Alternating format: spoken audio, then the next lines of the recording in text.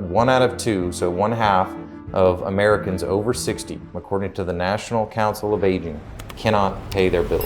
All right, and welcome in to CFP Reacts, where I, your host, Scott Schiller, certified financial planner, reacts to the best and worst financial planning advice in social media. And so thank you so much for joining me for this video. I'm very excited about it. Welcome to January 2025 and Happy New Year to everybody out there. Very much looking forward to another great year, and we're going to be putting together quite a few videos this year. And so excited for you to join me. Please like and subscribe and look out for new content coming your way. And so in today's video, I'm going to be reacting to a video from Business Insider. And the title of the video is Money Lessons from Older Americans Who Learned the Hard Way. Okay, and so I thought that this one would be a really great one for us to look at and react to, as well as a positive one to start out the year, giving us some good advice. Okay, and so just one thing to note, as we look at this, most of these folks are going to be over 60, and as we look at so one statistic I thought was pretty interesting is that according to the National Council of Aging, nearly 1/2 of Americans aged 60 or older cannot meet their daily financial needs. Okay, so 1 out of 2, so 1/2 of Americans over 60, according to the National Council of Aging, cannot pay their bills. Okay, and so this is a big issue, and none of us want to be in this position to have financial concerns and real issues and stress as an older person. And so obviously the goal here is we're going to avoid that through some good planning, right? So let's go ahead and jump right into the video. So you want me to start? Which part? The beginning? No, read this first and then skip to that. Dear younger self, Dear younger self, Dear younger self, make sure you are paid what you're worth. Save for retirement as much as possible. don't cash. So dear younger self, save for retirement as much as possible, right? And so I thought that was interesting. It wasn't, hey, dear younger self, spend as much money as you can, have as much fun as you can, don't worry about retirement, right? It's no. I needed to have the money. I'd much rather have the money now that I'm older. Cash out all your 401k at once. I only have about 3 months worth of bill payments in my savings account. So on that one, you might be thinking, well, what's wrong with having more than 3 months of bill payments in savings account? Well, the issue for her may have been she had all of her money in just nothing but savings for too long of a time, too many years. It wasn't invested, it wasn't growing. And so she's probably having, concerns about not seeing the growth that she wanted to have. And so as far as savings goes, it's recommended to have 3 months of savings of your expenses and savings and cash readily available for emergencies as an emergency fund. But it's best to not keep too much cash. There is an issue with too much cash and too much savings regarding our growth and not meeting our other goals. Okay, let's keep going. Very little Social Security. I still have to work to pay my bills. I'm worried that my investments won't last me. I don't have any retirement funds put away at all. That would be pretty stressful to be over age 70 and not have any retirement savings. That would be really hard. Okay. Are you ready now? Your younger self. Open up a Roth IRA and learn how to invest. Don't pile up debt. I tell myself to hold on to my investment money. Save more and give less. Your home is one of your biggest assets. Protect it. So I like that one. It was save more and give less. Notice you kind of working the other way around, right? Spend more and spend less and give more. So it's just an interesting way, an older view of talking to yourself. I cashed out my entire 401k, deposited $110,000 for a down payment on the house. I also paid a 45% income tax bill by taking all the money at once. I opened a Roth IRA when I was 54 finally, and I put $6,000 in it and let it sit there because I didn't know that you were supposed to invest it. I think if I were to just leave my money alone. That's very common too. A common investor mistake, if you will, is to take the bold step to go ahead and put the savings away, earn the money, contribute to our Roth IRA, our 401k, or a retirement plan at work, or through our employment, and then to never invest the money, right? And so it doesn't grow. And so it's a real issue. So we want to make sure we have a plan and grow. Not move it around, then it would be worth a lot more today. Financial advisor explained to me that I had to invest it, and I did. And now it's over $41,000. Say no more. I love that. I love that phrase. I definitely advise younger people to put the maximum amount in their 401k or IRA match because that money grows over time. Just imagine if I had knew how to do that when I was 25 instead of 55. Quite a bit more. Way better if you plan something way ahead of time. You'll hear me say this many times on this channel, let's have a plan, right? So when you look out to the future, working with professionals such as myself, a certified financial planner, whose job, career, and passion is learning everything about my clients and how we can build a long-term. And wait until the end like we have. Up we go. There you go. There you go. This is where he likes to sit. We didn't realize that Social Security would be so little. Most of my debt has accumulated with things beyond my control. It's not like we go to Vegas and have a great time and run our credit card up, but we've always needed them as well when we fell on hard times. I missed one payment on the credit card, and it just ballooned. Within 6 months, it completely doubled. The Federal Housing Administration gave us a loan. The interest rate back then was 13 3/4, and it just grew so fast. Eventually, our loan was so big we couldn't manage it, and we ended up moving off of the farm. Had to sell the farm. That's We had tough. to go into thousands of dollars of credit card debt to pay our bills. We don't have a savings account anymore, and our credit scores are tanked. Yeah. Okay. Will it go off if I put it on airplane mode? Will it ding ding? I have learned that in matters of finance, you have to make decisions without being overly emotional. I don't even drive No, by. that's great advice.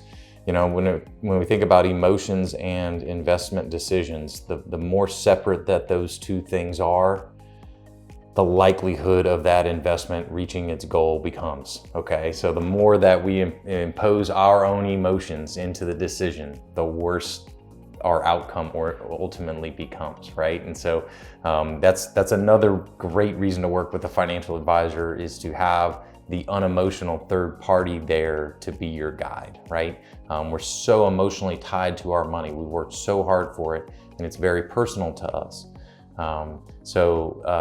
That's why it's so common for the average investor to allow our emotions to guide us too much. Farm, it's really a very negative part of my life when I see what we could have had. I have always offered financial help to friends to help them get through a difficult time, not realizing I was less fortunate too. When you get to our age, it's a little late in the game to try to fix it because the damage is already done. So if you're young and you're working, don't be afraid to put back an extra $20 a week or whatever, and don't touch it. I'm currently an over-the-road trucker. My current financial situation is probably the reason I keep So this is our gentleman who's 77. trucking at my age. I haven't seen too many 80-year-olds out there. It's okay to care about people. However, you have to look at what it is costing you mentally and financially. You only have so many years to prepare for retirement.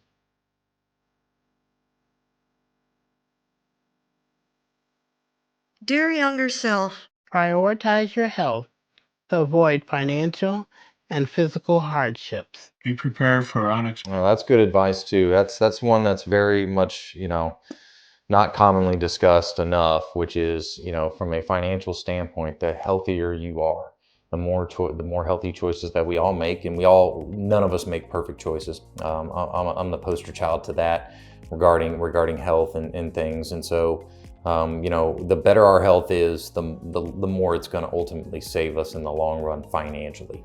Regarding medical bills and all the prescription costs and everything out there, the healthier we are, the less costs we're going to be dealing with later in life. Expenses. Things change, circumstances change. I didn't plan on pancreatic cancer at the age of 62. But even with good insurance, chemo, surgery, radiation, and a second round of treatment when the cancer came back caused me to meet my annual $2,500 out-of-pocket maximum for the past 3 years. My wife had her heart issue. Her income changed immediately. My jobs were physically taxing, and I feel that contributed to some of the medical conditions on a scale of 1.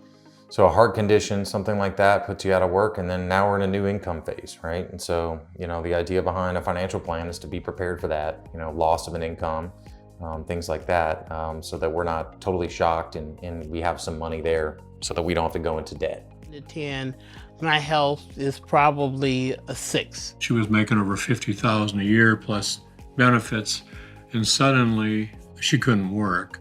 My savings have been spent on medical bills.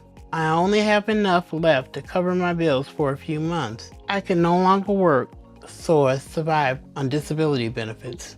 I can't afford any financial missteps. I don't know if I can retire anytime soon. It depends on if my health holds up. Dear younger self, Don't retire early. Continue working as long as you can. I just wish I could have worked longer. It really would have helped us. I lost my job. I was sort of forced into retirement. When I was 58, I had more than $500,000 saved for retirement. I turned in my retirement paperwork. What a mistake that was.